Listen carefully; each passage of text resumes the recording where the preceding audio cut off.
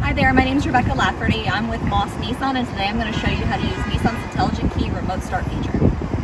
Now, when your vehicle is equipped with the Remote Start feature, you'll notice that there's an extra button here on your key fob. Just to show you a little bit more, there is the turnover button, you have the lock icon, the unlock, the hold for your tailgate, and the alarm system.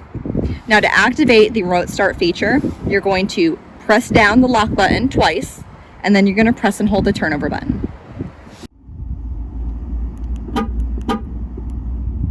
Just press and hold. Now that we've successfully started the Remote Start feature on the Nissan Armada, this is available on many of the other Nissan models as well as other manufacturers as well.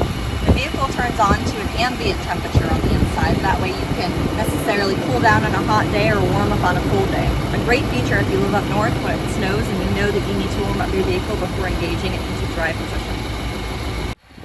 Thanks again for watching. Stay tuned for more helpful hints and how-tos from Moss Nissan.